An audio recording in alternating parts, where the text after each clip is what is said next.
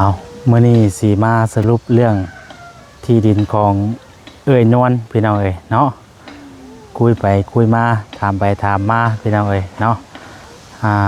สรุปเรื่องที่ดินเมื่อนี้พี่น้องเนาะได้คุยกับทางผู้รักผู้ใหญ่เพิ่นแล้วพี่น้องทางสองท่านนั่นแหละเพราะว่างบซื้อดินนี้มีอยู่สองท่านพี่น้องเนาะมีจูลี่และก็แม่เพชรเนาะที่ร่วมสมทบเงินซื้อดินให้ทางนวลพี่น้องเมื่อนี้ก็สิมาแจ้งพี่แจ้งน้องเนาะและก็สิสรุปซื้อที่ดินในเพิ่นเลยพี่น้องเนาะถ้าว่าทางในบ้านเพิ่นอยู่หรือว่าสะดวกบอกค่าเวียกค่างานอย่างกะทางเฮาจะดำเนินการเมื่อนี้เลยพี่น้องเนาะสบายดีเด้อทางนี้เด้อ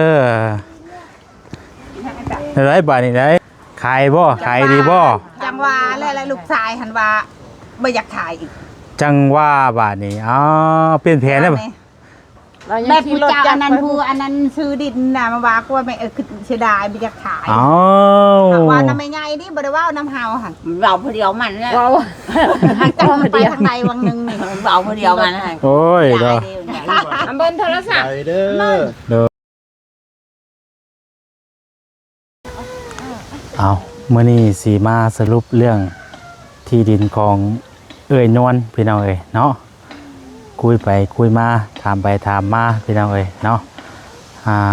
สรุปเรื่องที่ดินเมื่อนี้พี่น้องเนาะได้คุยกับทางผู้รักผู้ใหญ่เพิ่นแล้วพี่น้องทางสองท่านนั่นแหละเพราะว่า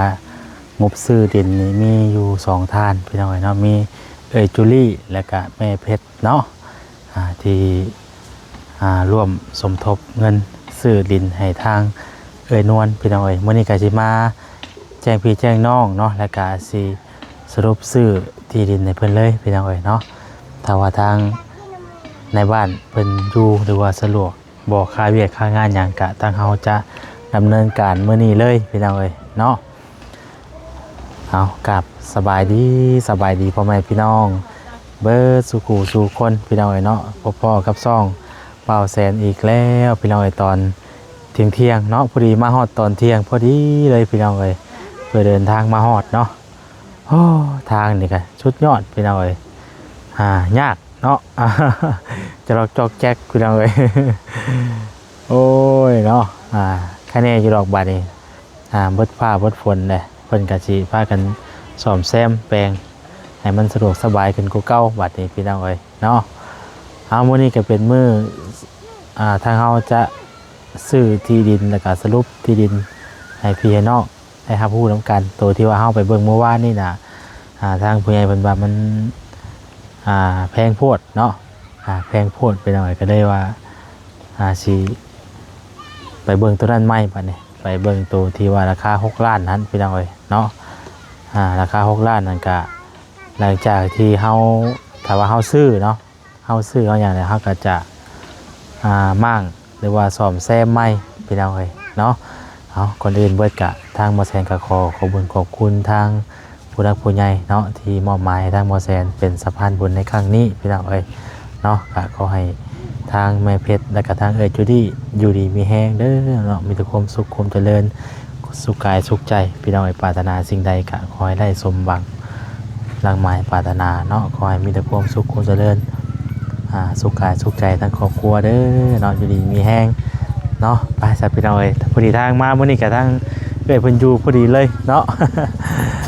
ไปสับพี่น้องถามไทยทางพี่นวลเพิ่นก่อนเนาะพี่น้องเนาะนี่แหละอยู่หม่องเก่าหม่องเดิมพี่น้องเนาะเข้ามามื้อนี้ก็คือเก่าเนาะเดี๋ยวสิถามทางนวลเพิ่นก่อนบรรยากาศลมพี่น้องมื้อนี้ก็ได้ทั้งลมทั้งหนาวเนาะทั้งอากาศลมทั้งหนาวพี่น้องตัวสบายดีเด้อสบายดีโดยนั่งก่อนก็ได้โดยเฮาสบายดีเป็นยังหัวเข้าเป็นยังน่ะเป็นตุ้มยังไงนี่เป็นตุ้มยังไงจะฮิตบ่เอ้ยบ่แม่นคือน้ำหมอกต่อไป กินน้ำหมอกบ่เฮ้ยอย่าลึกกล้วย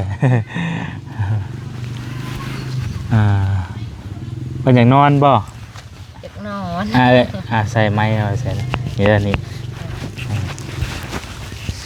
มันลมแรงมื้อนี้พี่น้องเอ้ยเนาะอากาศมันลมหนาวๆเนาะอยู่กับไผก่อนมื้อนี้ อยู่หมดทุกคน ครบหมดเลยบ่ โดย บ่ได้ไปเกี่ยวข้าวบ่ บ่ได้ไปวันนี้ อ๋อ มื้ออื่นสิไป พอดีแล้วมากับพออยู่พอดีเลยเนาะ โดย เมื่อนี้ก็จะมาสรุปเรื่องที่ดินพี่น้องเนาะหลังจากที่เฮาไปเบิ่งที่ตอนนั้นเมื่อวานนี่นะแล้ว เดี๋ยวที่สะอาย แล้วบัดนี้ทางผู้ใหญ่เพิ่นว่ามันอยากมันก็อยากแพงโพดเนาะแล้วก็กับมันหอมจังซี่นะ โดย มันหอม10 คูณ 10บาท2-3 หมื่นเนาะก็เลยว่าเพิ่นก็เลยว่าตัดสินใจใหม่บัดนี้พี่น้องเนาะสิซื้อตัวนั้นให้บัดนี้เลย โดย สรุปแล้วสิซื้อตัวละราคา6 ล้านหันให้นะซื้อแหละเพิ่นสิมั่งอะไรสิเฮ็ดให้ใหม่ โดย เฮ็ดใหม่ให้เนาะ โดย ตามที่ทางผู้หลักผู้ใหญ่เพิ่นเว้านะพี่น้องเอ้ยเนาะ โดย ทางเอ้ยคิดว่าแนวใดเนาะตอนนี้น่ะ ซื้อให้ตัวใดก็เอา ตัวใดก็ได้บ่ ได้หมด บ่ได้เลือกได้ติบ่ อะไรมันได้ แค่นั้นว่าเป็นของตัวเองเนาะ โดย แค่นั้นไล่บ่ครับเพราะว่าที่ตัวนั้นก็ที่ได้เฮาไปบอกเพิ่นเนาะเฮาว่าเฮาบ่ได้เอาแล้วเนาะเอ้ยเนาะ โดยบ่เป็นสั่ง เป็นหยังดอกพี่น้องเอ้ยเพราะว่าการยังน่ะเพิ่นอยู่ว่ามื้อนี้แหละ เพื่อนหลังนั่นบ่ เ เพิ่นอยู่เห็นอุ้มลูกน้อย บ่อยู่บ่ อยู่ เอาเอ้ยเป็นยังเอ้ยสิให้เอาแล้วว่าเป็นไข่ล่ะฮะเอาแล้วว่าเป็นไข่ อยากนอน อยากนอนให้น้องนอนครับกล่อมน้องนอนให้น้องนอนอู่ไว้ไปเอาขนมไปซื้อขนมมาต้อนเพิ่นอยู่พี่น้องเอ้ย เอาขนมให้อายเปิดให้เด้อ เดี๋ยวเพิ่นเอาให้ ให้อายเปิดให้เด้อ ลูกเพิ่นบ่อยู่พี่น้องเอ้ยเนาะงอแงจังหน่อยก่อนจังไปโอรมกับทางในบ้านพี่น้องเอ้ยเนาะไปโอรมกับทางในบ้านเพิ่นเฮ็ดใบซื้อขายให้ก็สรุปมื้อนี้เลยแหละพี่น้องเอ้ย แต่ว่าในบ้านจักอยู่จักบ่ แต่ว่าก็ บ่เอื่อยก่อน เบทอมเธอบุญนายเว้ยอย่าผ่าน เอ้ยป่ะพี่น้องกันบอกเลย ลูกไผ่ลุงยันพ่อใหญ่น้อยเหยียบไผ่เลยล่ะอันนี้น้ำกินบ่อนี่แหละ บ่อน้ำใส่น้ำกินอยู่ไหนเอาเว้ยเอาอย่าเฮ็ดเลยตีกันใส่แบ่งกันเด้อขนมเด้อเอาโยนน้องลูกโยนน้องไปเล่นกันนะพอดีกำลังพ่มกินพี่น้องเอ๋ยน้องเพิ่นก็ได้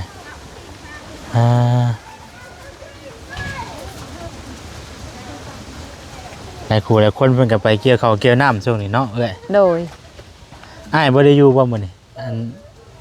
พอเท้าเพิ่นนั่นบ่อันว่านี่ผู้นี้ไม่นอนแล้วบ่หรือว่าไปมาวันนึงนี่ผู้บ้านพื้นแน่น่ะเพื่อเต้นสบายดีแม่สบายดีโดยเซ็นจุอันไหนกันเพื่อเปิด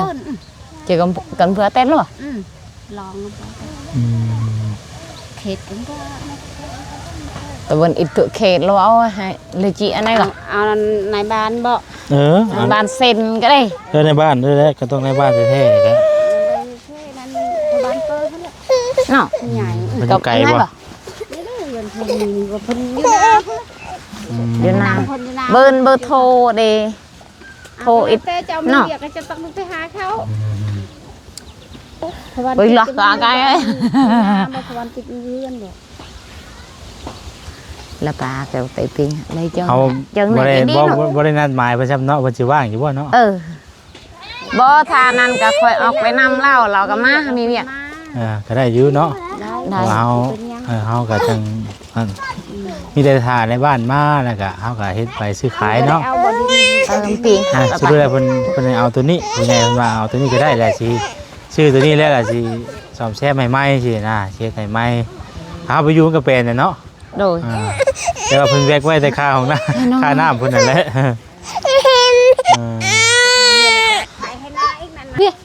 จะไปเลยบ่ล่ะ บ่คอยไปหานั่นผู้บ้านก่อนยันเราไปเวียกเราบ่จักเด้ ไปเบิ่งก่อนบ่ โดย ใช่อันเอาไม้มาให้บ่ใส่ก่อนก็ได้จ้ะปะ สิไปหรือว่าเฮาไปถ่ายพุ่นเลยบ่ถ่ายพุ่นเลยก็ได้บ่ ไปก็ เดิ ได้ นอยู่ที่ถ่ายก็ได้เนาะ โดย เอาเพิ่นมาก่อนเนาะ โดย มาเอาไม้ก่อนพี่น้องให้เราไปนำในบ้านซะก่อน เพราะว่าจะเฮากับปูฮู้เลยพี่น้องเนาะแต่มองในตะบอนจะเป็นแบบใดก็ได้ ไม่ใช่เขาเกิดพี่น้องเลยเนาะแบบย่างไปแบบนั้นเลยสบายดีเด้อบ่น้องไปย่างไปเบิ่งเพื่อนเพิ่นถ่าสามในบ้านมาก็ได้ไปรอเบิ่ง ในบ้านเพิ่นสิมาเนาะ โดย เดี๋ยวบ่น้องเอาขนมให้เด็กน้อย อ๋อโดยเดี๋ยวไปย่างไปก่อนเด้อ ๆ ฮู้บ่ เด้อฮู้อยู่ โดยพอดีให้ทางเพิ่นไปนำในบงในบ้านมาก่อนแล้วเฮาจะเฮ็ดใบซื้อขาย โดย สรุปแล้วน่ะสิซื้อตัวนี้ ชื่อตัวนี้พี่น้องเอ้ยเนาะเพราะว่าตัวนั้น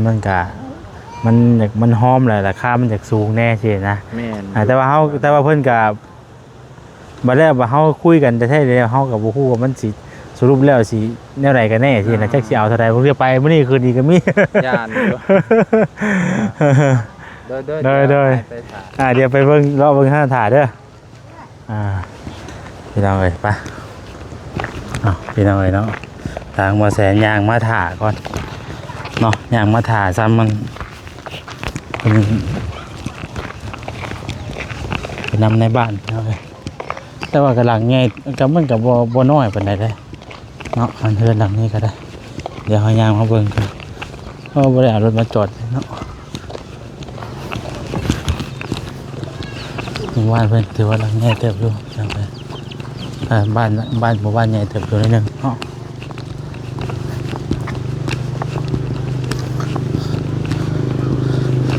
บรรยากาศแบบสมัยบ้านแต่ก่อนพวกพี่น้องเลยเดี๋ยวเซ็นท้ายทั้งหน้าให้เบิ่งก่อนนี่เนาะแล้วเอามาอยู่มาอย่างไรกับมันเป็นไม่อย่างกับเทวานั่นจะออกไปแล้วเลย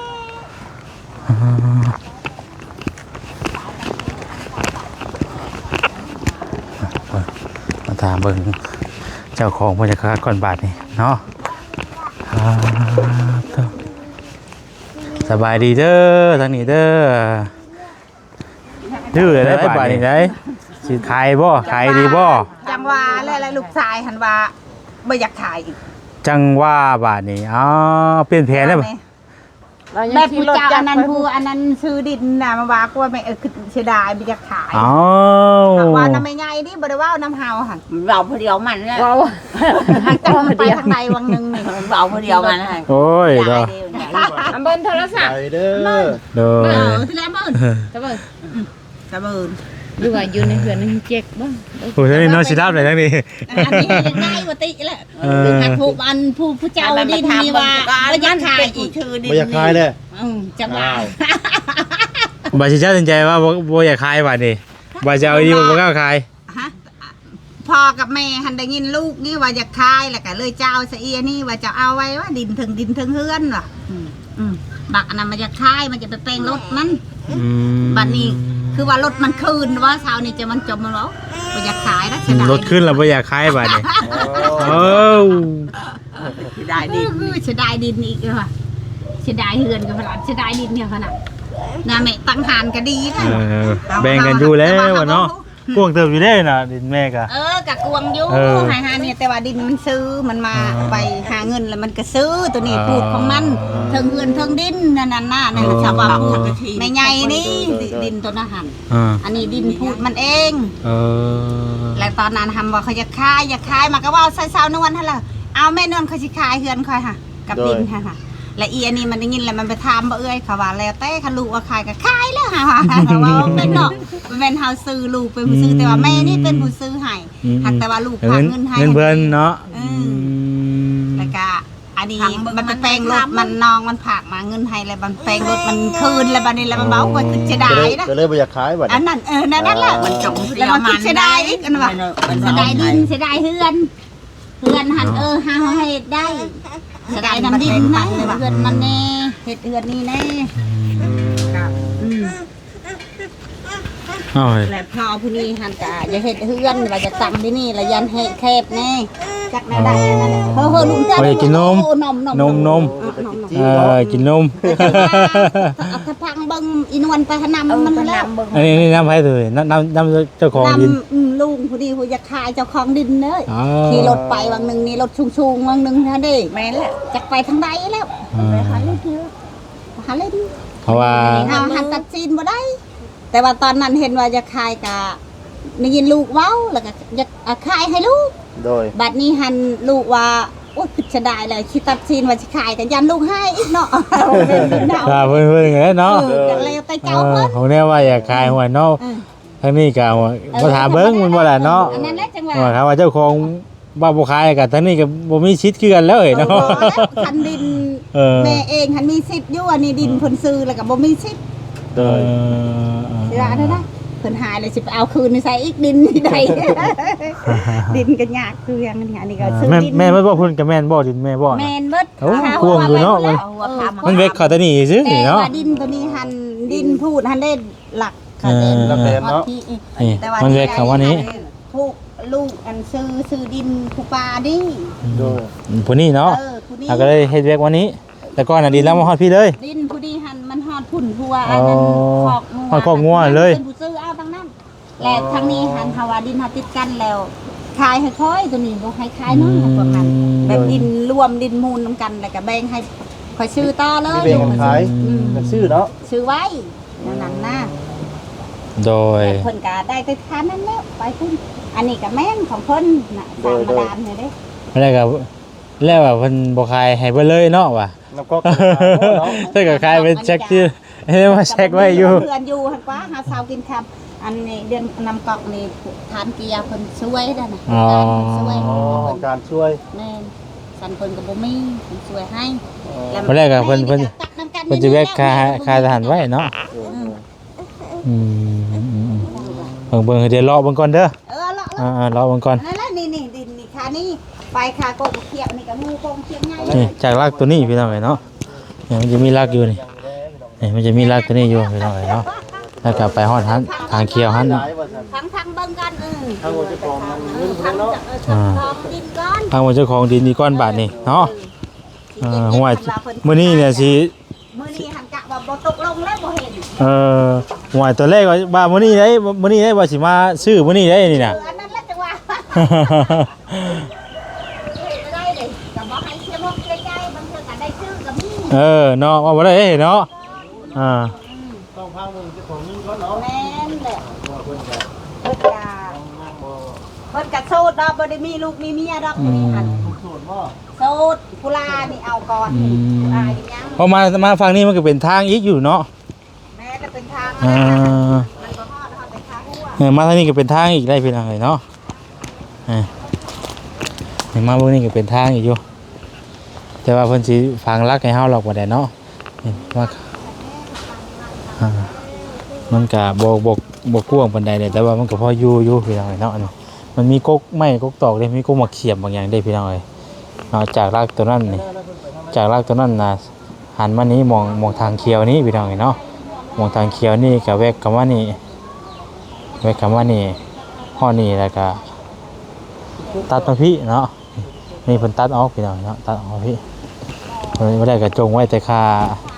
น้ำบาดาลนะเนาะแต่ว่าตอนส่วนนี้ก็เป็นของเราเบิดพี่น้องแต่ว่าเฮาก็สมมุติว่าเฮ็ดทางนั้นเฮ็ดเทือนเนาะโดยทางในเทือนทางนี้ก็ยังสามารถเฮ็ดทั้งคุมทั้งครัวได้อยู่พี่น้องชัดเจนเอาก็ได้อยู่เนาะ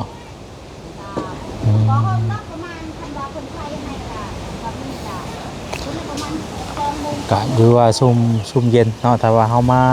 อยู่มาเช้าแล้วก็บริวัติซ่อมแปลงหรือว่าซ่อมแซมปัดกวดมันก็เป็นตะอยู่แหละพี่น้องเอ้ยอยู่หั่นน่ะมันจะเพลงแน่เนาะ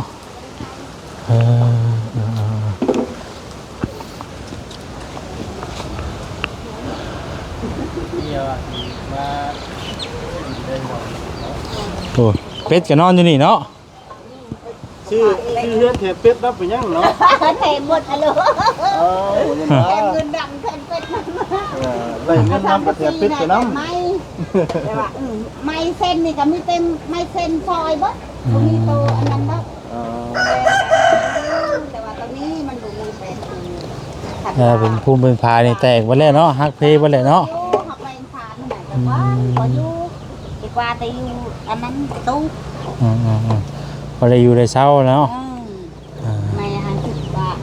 ยันล่มแห้งเลยในไงนี่เราบ่หันอยู่ทึงเลยแต่ลงไปอยู่ห้านกันพุกนี่ท่านก็บ่พุกดอก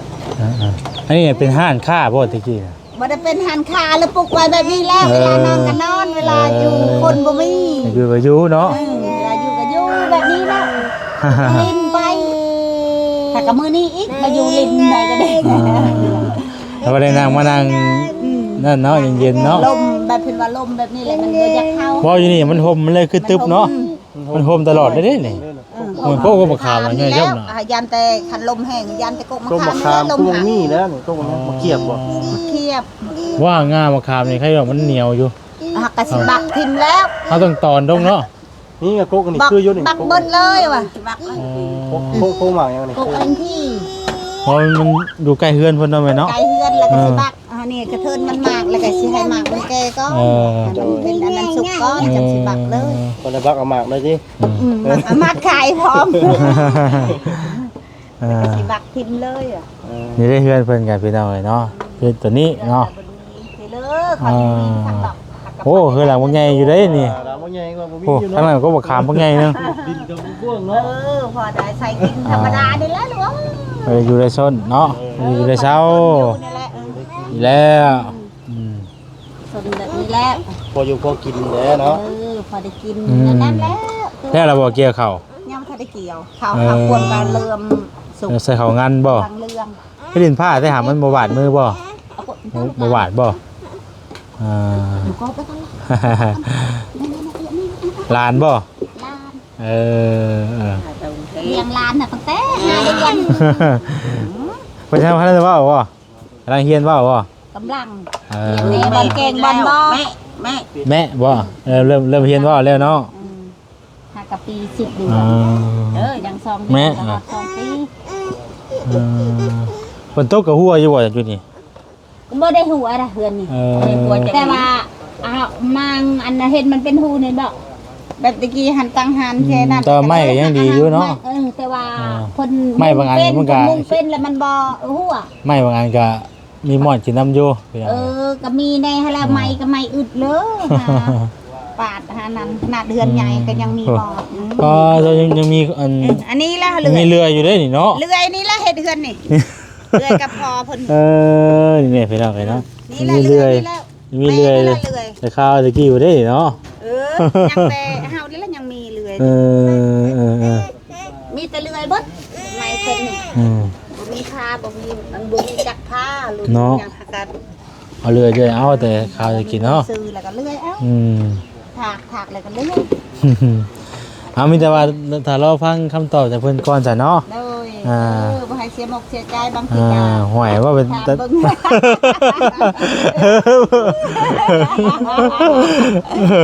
่ง ปาว่าแล้วมื้อนี้ตั้งใจได้มื้อนี้ได้ตั้งใจมาเลยได้ มา